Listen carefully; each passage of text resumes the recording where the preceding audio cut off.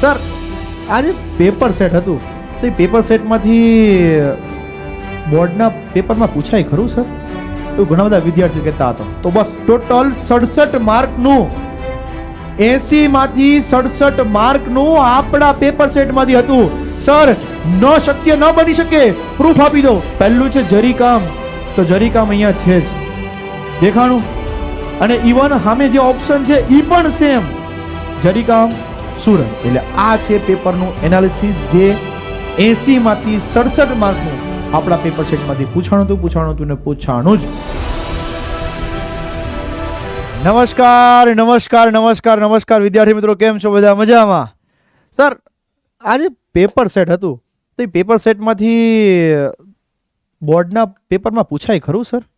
એવું ઘણા બધા વિદ્યાર્થીઓ કહેતા હતા. તો બસ આજનો વિડીયો એવા તમામ વિદ્યાર્થી મિત્રો માટે છે કે અમે જે પેપર સેટ બનાવીએ છીએ એ પેપર સેટમાં જે પ્રશ્નો આપીએ છીએ ને એ પેપર સેટમાંથી બોર્ડમાં કેટલા માર્કનું પૂછાણું એનું છે આ એનાલિસિસ. પણ સૌ પ્રથમ મારે એ કહેવું હતું કે ગયા જ વર્ષનું આ એક એનાલિસિસ છે કે પેપર સેટ નંબર 1 માંથી 9 માર્કનું જે 7 પેપર સેટ આપણે આપેલા હતા, તો 7 પેપર સેટનું આ છે એનાલિસિસ. પહેલા પેપર સેટમાંથી 9 માર્ક, બીજા પેપર સેટમાંથી 10 માર્ક, ત્રીજા પેપર સેટમાંથી 13 માર્ક, 14મા પેપર સેટમાંથી 8 માર્ક, 15મા પેપર સેટમાંથી 14 માર્ક, છઠ્ઠા પેપર સેટમાંથી 8 માર્ક અને 7મા પેપર સેટમાંથી 3 માર્ક. અને પેપર સેટની પાછળ 22 અને 23મા ચેપ્ટરના જે પ્રશ્નો આપેલા હતા એમાંથી એક માર્ક પૂછવાનો હતો. ટોટલ 67 માર્કનું 80 માંથી 67 માર્કનું આપણા પેપર સેટમાંથી હતું. સર ન શક્ય ન બની શકે, પ્રૂફ આપી દો. આલે મારા વાલા પ્રૂફ. પહેલું જ પ્રશ્ન, યોગ્ય જોડકા જોડો. જો આ છે બોર્ડનું પેપર, આ બોર્ડના પેપરનો સ્ક્રીનશોટ, અને આ છે આપણા યુથ પેપર સેટ એનો સ્ક્રીનશોટ છે. આ અને અહીંયા તમે જો પહેલું છે જરીકામ, તો જરીકામ અહીંયા છે જ, દેખાણું. અને ઇવન સામે જે ઓપ્શન છે ઈ પણ સેમ, જરીકામ સુરત. જોયું? મજા આવી ને? હવે આપણે આગળ જઈએ. નેક્સ્ટ, હળવી મધ્યમ ગતિના ભારે વાહનો સામાન્ય રીતે કઈ બાજુ ચલાવવા છે? સેમ ટુ સેમ બોર્ડનું પેપર. આ છે આપણું યુથનું paper set, page number 64, chapter number 23 અને ક્વેશ્ચન નંબર 26. આ પ્રૂફ સાથે આપી દીધું. હવે તો માનશો કે નહીં માનો કે આપણે જે પેપર સેટમાંથી સવાલ આપીએ છીએ એ બેઠે બેઠા પૂછે છે કે નહીં. નેક્સ્ટ, ત્રીજો પ્રશ્ન, ઉર્જાનો મુખ્ય સ્ત્રોત. ઉર્જાનો મુખ્ય સ્ત્રોત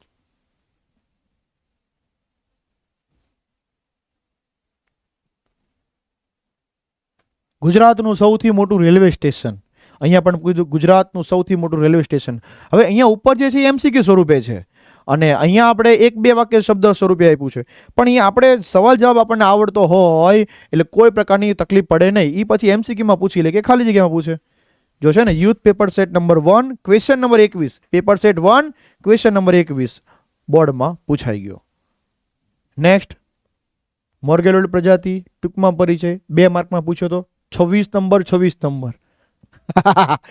પેપર પ્રશ્ન નંબર પણ સરખો. નેક્સ્ટ, પારિભાષિક શબ્દો, એમાં ખાલી ખનિજ પૂછાણું હતું, ભૂત આપ્યા નતું પૂછાણું. રેડી? અહીંયા ખનિજ પૂછાણું હતું ખાલી, એટલે એક જ માર્ક અહીંયા ગણ્યો છે મેં. Paper set 2 question number 32.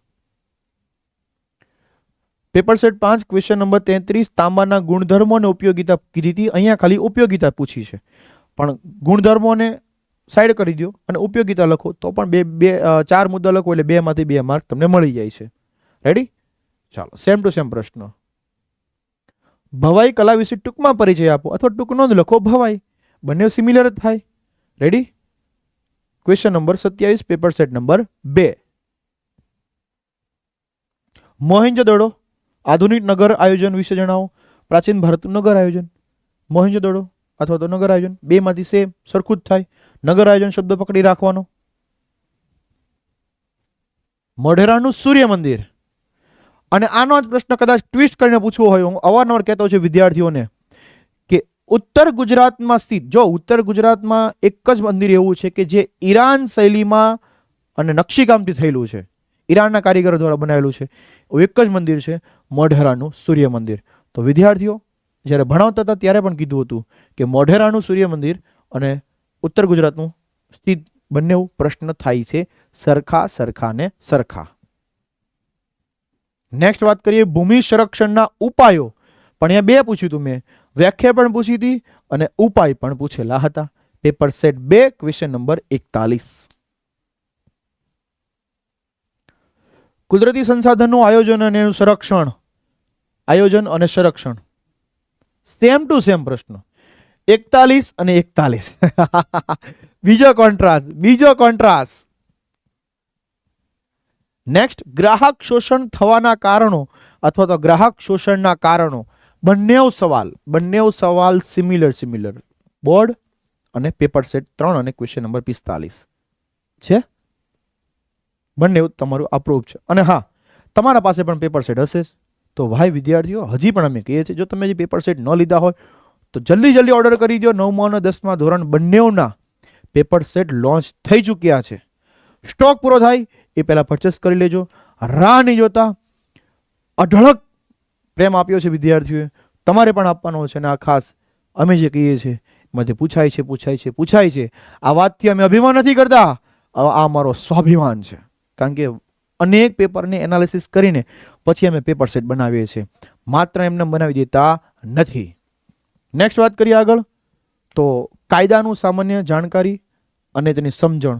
બોર્ડનો સવાલ જે પેપર 1 માંથી ક્વેશ્ચન નંબર 53 હતો કે કાયદાના સામાન્ય જ્ઞાનની જાણકારી શા માટે જરૂરી છે. પણ આ સવાલ 21મા ચેપ્ટરનો પહેલા જ પ્રસ્તાવનાની સીધો નીચે જ આવે છે. આ સવાલ બંનેમાં સિમિલર. ખાલી પ્રશ્નની થોડીક શબ્દોની ભાષા હોય ને, શબ્દોની જે ખાસ ભાષા હોય ને એ ભાષા બદલેલી હોય છે. બાકી કહેવા તો અંદર સરખું જ માગે છે, બીજો કોઈ તફાવત અંદર હોતો નથી. રેડી? નેક્સ્ટ, જો અહીંયા ચિત્ર આધારિત સવાલ છે અને એના 3 સવાલ પૂછી લીધા છે. આનો આ જ સવાલ મેં અહીંયા લખાણ સ્વરૂપે હતો કે કુતુબ મિનાર વિશે નોંધ લખો. હવે જે વિદ્યાર્થીઓને કુતુબ મિનારની આખી ટૂંક નોંધ આવડે એને આ 3 સવાલના જવાબ આવડે છે. એની ઊંચાઈ પણ આવડે, એની લંબાઈ પણ આવડે, એમાં કયા કયા કારીગરો અને ખાસ તો એની જે વિશેષતા શું છે એ પણ આવડે, કયા શહેરમાંથી છે એ પણ આવે. અને હા, એનું નિર્માણ કોણે કરાવ્યું હતું? કુતુબુદ્દીન એબકે. એનું અવસાન થઈ ગયું પછી બાકીનું જે ઉપરનું જે બાંધકામ કોણે કરાવ્યું? તો કે એના જમાઈ ઇલ્તુમિશે કરાવ્યું હતું. જે વિદ્યાર્થીને આ સવાલ આવડે ને એને આખા આ 3ની કદાચ આ સિવાયના કોઈ પણ બીજા સવાલ પૂછ્યા હોય ને તો પણ આવડે છે. તો અંતે બંને એક જ. અહીંયા ચિત્ર આધારિત પૂછી લીધું છે, અહીંયા મેં સવાલ આધારિત પૂછ્યું છે. હજી ખમો, હજી બહુ બધા પ્રશ્નો આવે છે. નેક્સ્ટ આપણે આગળ જઈએ. દ્રષ્ટિહીન ઉમેદવાર માટે પૂછવાનો હતો હુમાયુનો મકબરો. હુમાયુનો મકબરો ક્યાં આવેલો છે, કયા શહેરમાં આવેલો છે, તેના વિશે ટૂંકમાં પરિચય. પછી એનું નિર્માણ હોય કે કઈ શૈલીમાં થયેલું હોય, એની વિશેષતા શું છે, તિરાડ પડે છે કે નહીં, બધું જ આવડે. જેને આ સવાલ કરેલો હોય એને આ 3માંથી કોઈ પણ સવાલ પૂછાય આવડે ને આવડે જ. વાહ ભાઈ વાહ સર, શું વાત છે, જબરજસ્ત. નેક્સ્ટ, વિભાગ ડી, બોર્ડ ફેબ્રુઆરી 2025, Vallabhi Vidyapith. Paper number 6 question number 40. Vallabhi Vidyapith વિશે ટૂંકમાં માહિતી આપો. Section D. ABCD તો આવ્યા જ. સેક્શન ડી આખો ખાલી એક જ માર્ક ખાલી છોડીને. વિભાગ ડી માં 54મા પ્રશ્નમાંથી ખાલી એક જ માર્ક ખાલી નથી આવ્યો. બાકીના 1919 માર્કનું બેઠું પેપર સેટમાંથી. નેક્સ્ટ, પ્રાચીન ભારતની ગણિત શાસ્ત્ર વિશેની માહિતી, ગણિત શાસ્ત્રનો પરિચય. Paper 3 question 48 paper set. Next વાત કરીએ ખગોળ અને જ્યોતિષશાસ્ત્રનું મહાન ભારતનું પ્રદાન અને ખગોળશાસ્ત્ર અને જ્યોતિષશાસ્ત્રનો પરિચય. Paper 6 question number 48. ભારતમાં આવેલી કૃષિ ક્ષેત્રે સંસ્થાનકીય સુધારા. અહીંયા પેપર સેટમાં આવેલો question 3 question 49. Paper set 3 question number 49. ભારતમાં હરિયાળી ક્રાંતિ વિશે સવિસ્તાર. અહીંયા હરિયાળી ક્રાંતિ વિશે ટૂંક નોંધ. બંને સિમિલર સવાલ. Board paper number 5 question number 19. છે ને વિદ્યાર્થીઓ? તો હવે તો તમને કોઈ શંકાને સ્થાન નહીં જ હોય, આ અમારો વિશ્વાસ. હર હંમેશા વિદ્યાર્થીનો વિશ્વાસ કાયમ ને કાયમ જાળવી રાખ્યું છે. વિદ્યાર્થીઓ અઢળક પ્રેમ આપ્યો છે અને અઢળક એને મહેનત કરાવીને અમે એના માટે તૈયાર હોઈએ છીએ. હજી આપણે આગળ જઈએ. ગરીબી ઉદ્ભવના કારણો. ગરીબી ઉદ્ભવના કારણો. Paper 5 question number 51. સાંપ્રદાયિકતા દૂર કરવાના ઉપાય. અહીંયા પણ સાંપ્રદાયિક દૂર કરવાના ઉપાય ગમે તે 4. Paper 4 question number 37. અને છેલ્લો પ્રશ્ન નકશો. 54મો પ્રશ્ન. ભારતમાં આવેલા નકશાઓ એ નકશા ફરજિયાત પૂછાય જ.